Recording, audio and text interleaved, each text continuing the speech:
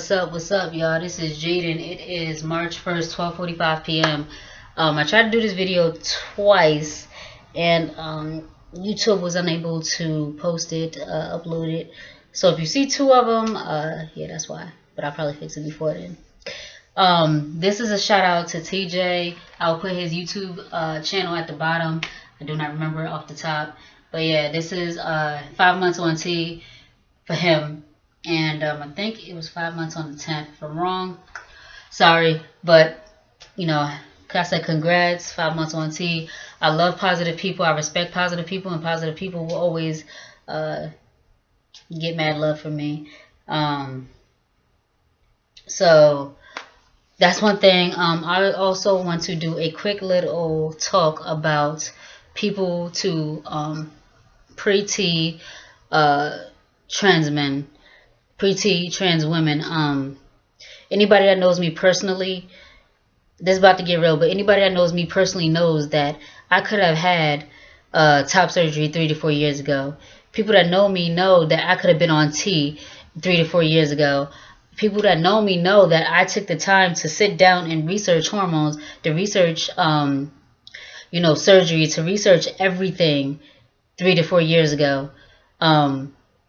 Everybody knows that I just not the type to be like, okay, I have this opportunity, let's take it. I sat down and I wanted to be ready mentally, physically, emotionally, financially. I wanted to be able to stand on my 2 feet in a female body as a woman, as who I was, as my birth name. I wanted to be stable then, because I know if I was stable then, I could be stable now as a man living in that. A lot of people may not understand. Like, you had the opportunity. Yes, I had the opportunity, but was I mentally ready then? Then 3-4 years ago, I've done a lot. I've traveled. I've been to, for a relationship to Cali that didn't work, back to Jersey.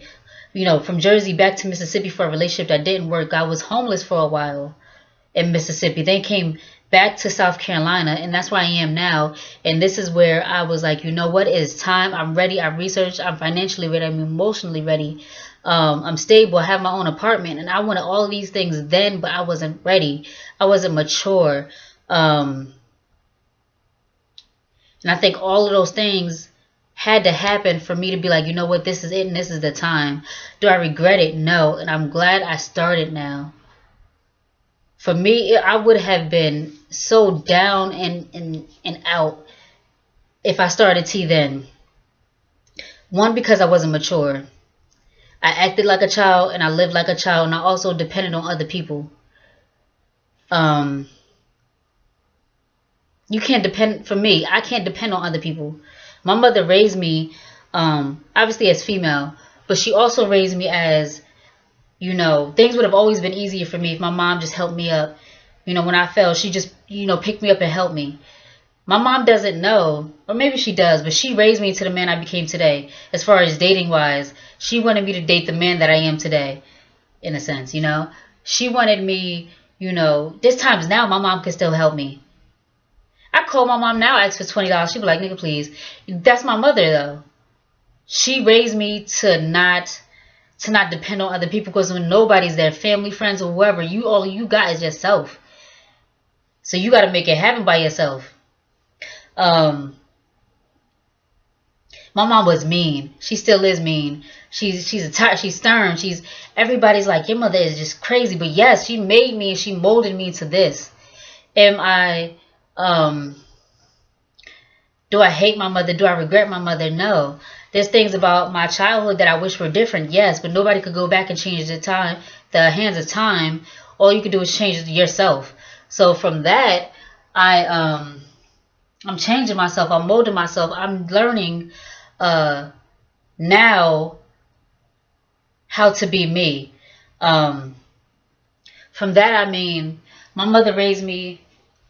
One thing, I think this is every mother has to say something like this. One thing is that I love to help people.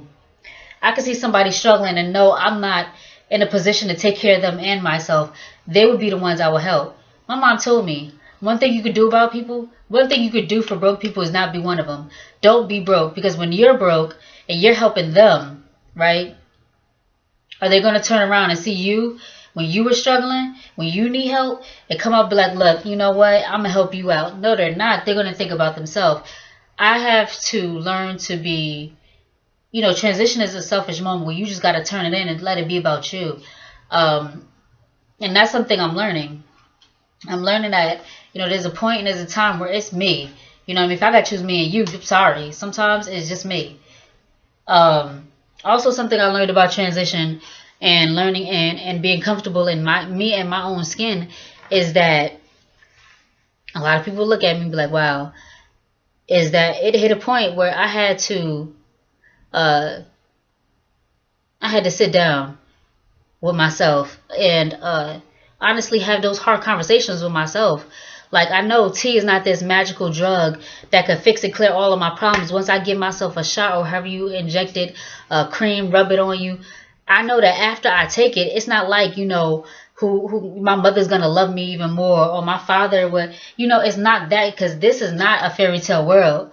So if you guys, whoever told you that this drug will make all of your problems, the dysphoria that you have will be over, you would just walk around with this smile and rainbows go across your head because you would just, I'm sorry, because they fell, bumped their head on something, a dream that will never happen or never come true.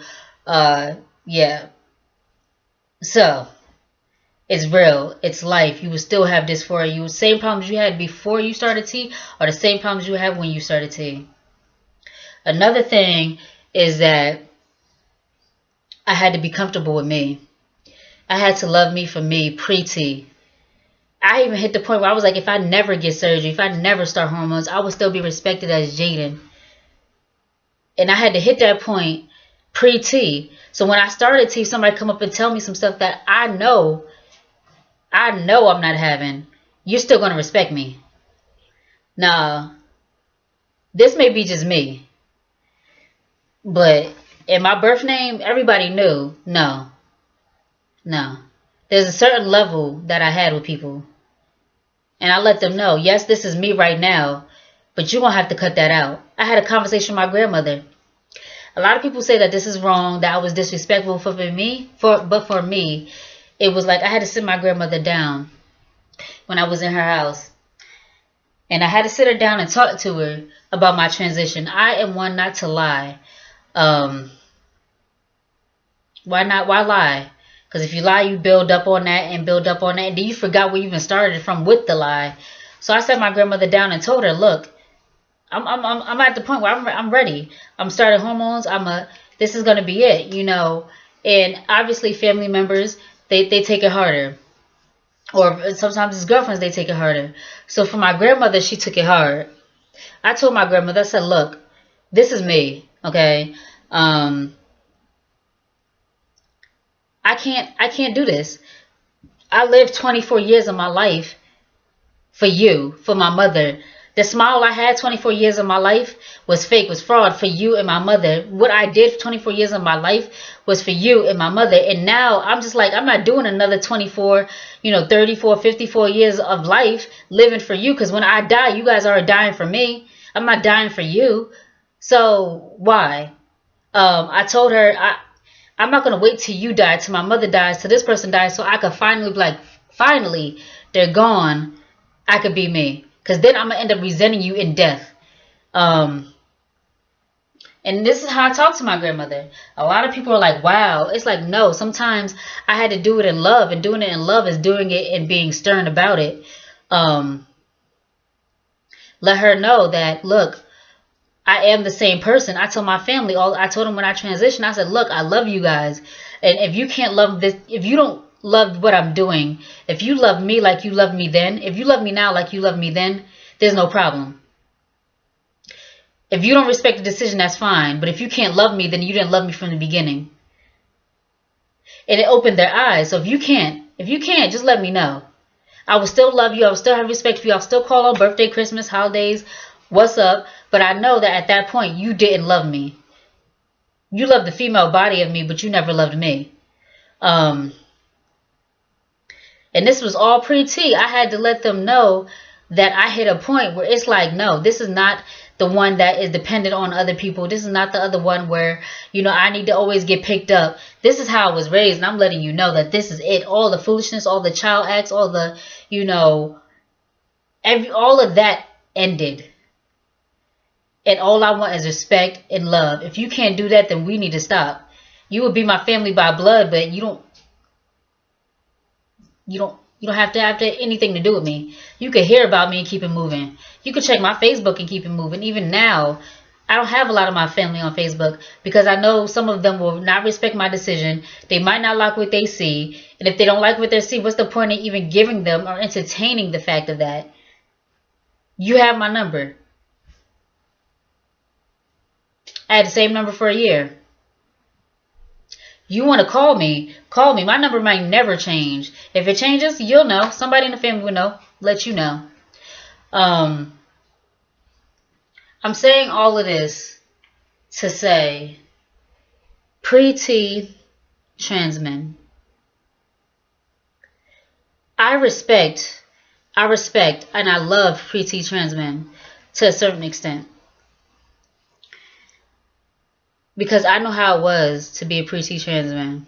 And I know how it was that, you know, wanting to be loved and wanting to be on T.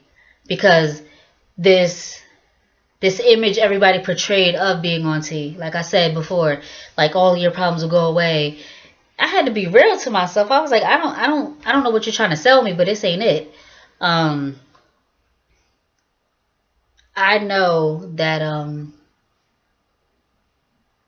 you're trying to find yourself. You're trying to find your, I'm not gonna say your niche, but you're just trying to find you in the midst of all of this. I'm gonna tell pre-T trans man this, and then I'm gonna end it because I didn't even expect my video to go here. But pre-T trans men, you don't have to be on T to be a man. If you look at yourself in the mirror all day, every day, and your birth name, your name has not been changed, people still call you your birth name, and you still look in that mirror and you see a man from head to toe, I respect you, because I was that. I was that person who looked at myself in the mirror. I was a sexy man. I'm still a sexy man. You got to love yourself as you was then to love yourself now. At least that's me. Like I said, all of this is in regards to me. A lot of people may not even feel like they could relate to me, but all I am, only reason I started this video, all I started this channel for, was to touch one trans man, one trans woman, one person in general, one human being, so they know that somebody out there could relate to them.